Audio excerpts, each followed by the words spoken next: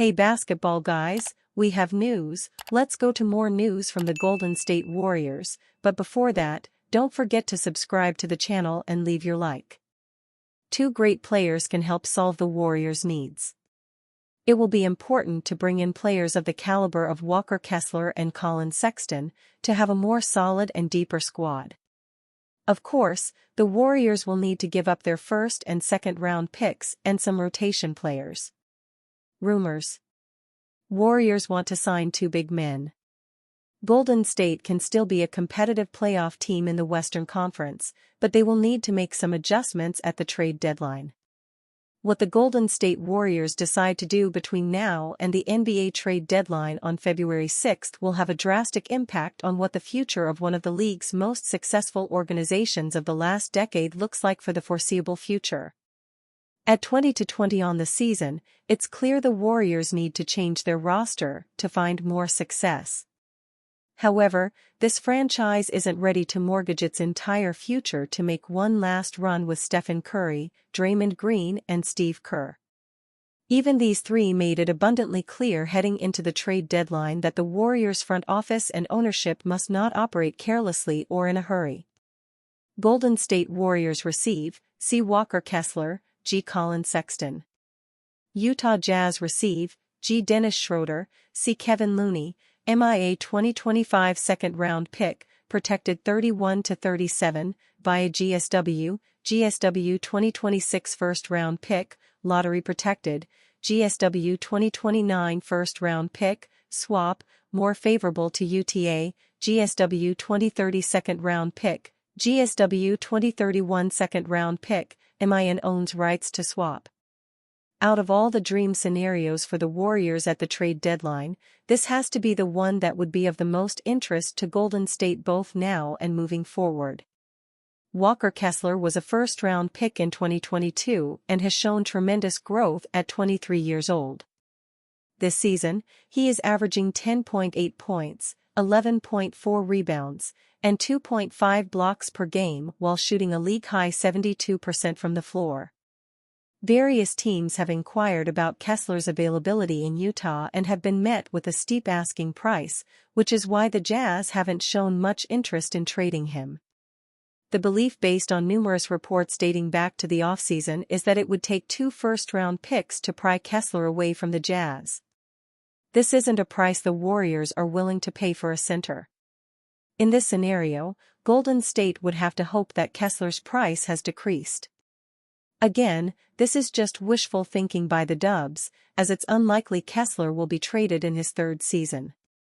From a pure talent and needs standpoint, Collin Sexton and Kessler are exactly what the Warriors should want at the NBA trade deadline. Sexton is a clear upgrade from Schroeder, and the best part about acquiring the former first-round pick is that he's only 26 years old.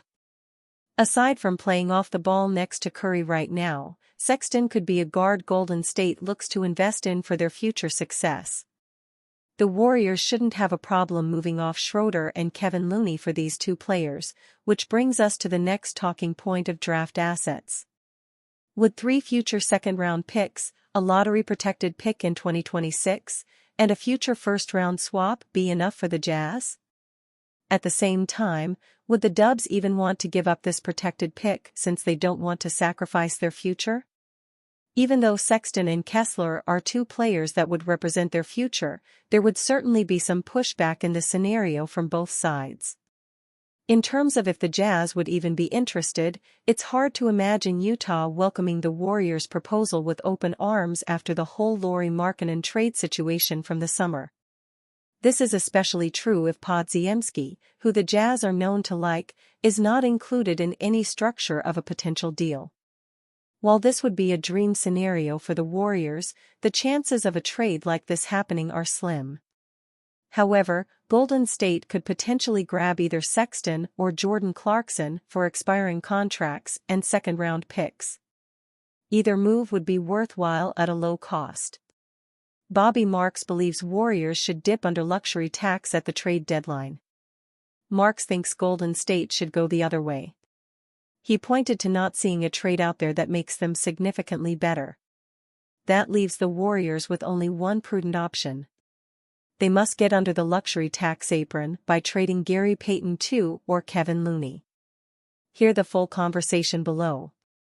The two championship veterans have moved to the fringes of the Warriors' rotation. Looney is playing 16.1 minutes per game this season with GP2 at 13.5. They have played key roles for years in the Bay Area, but resetting under the tax could open things up for Golden State. The Dubs paid $176.9 million in luxury tax penalties last season. Joe Lacob and ownership have not been shy, but fans should have seen this coming. They let Klay Thompson go to ease their financial commitments. Golden State is just $6.6 million over the tax line and could quickly duck under by trading one of those veterans. The Warriors have to pay Jonathan Kuminga this summer or send him packing. If they want another star, it likely means going back into the luxury tax. Being under this year gives them more flexibility and creativity in building out their roster during Stephen Curry's twilight. Fans do not want to see the Warriors tank. Golden State would hope to make the playoffs, but they would likely be bounced in the first round if they do, especially if they dip under the tax before the deadline. No fan wants that, but supporters must realize they are not winning the championship this season. The Dubs need to give themselves another chance with Curry, and that path opens this offseason when teams have more flexibility. Bobby Marks is right. The Golden State Warriors should get under the luxury tax before the February 6 trade deadline. It means admitting they are not good enough and punting on this season. That is not easy to do with two aging stars, but it was always going to be difficult. The end of a dynasty never goes smoothly. The Warriors may surprise everyone and find a difference-making star before the deadline. It feels unlikely, but stranger things have happened in the NBA. Fans must stay tuned for all the latest. Suggestion of a new exchange: bring star to the Warriors. Golden State Warriors acquire Brandon Ingram in proposed trade involving Chicago Bulls. There are some players in the NBA who have been expected to change teams for a while now. But for one reason or another, it has not materialized. Brandon Ingram of the New Orleans Pelicans and Zach LaVine of the Chicago Bulls are two names that fall under that category. The Bulls are seemingly looking to rebuild after making the playoffs just once in the past 7 seasons. In the summer, they parted ways with DeMar DeRozan and Alex Caruso. Finding a trade destination for Zach LaVine has proven to be much more difficult though. There was no interest in the 29-year-old in the summer, but after a strong season so far, hopefully, the Bulls can pull something off. On the other hand, Ingram has been out injured since early December and his name seems to have dropped out of the trade rumor mill lately. A player like him, still just 27 years of age, could make a difference on the right team though. Could the Golden State Warriors be that team? After a fantastic to the season, their form has declined drastically and now, even a play-in spot does not seem a certainty. They could do with a secondary scorer behind Stephen Curry. In an article on Bleacher Report, Greg Swartz proposed a 4-team trade. It would see the San Antonio Spurs receive LaVine. The Warriors would get Ingram. The Pelicans would receive Keldon Johnson and Zach Collins.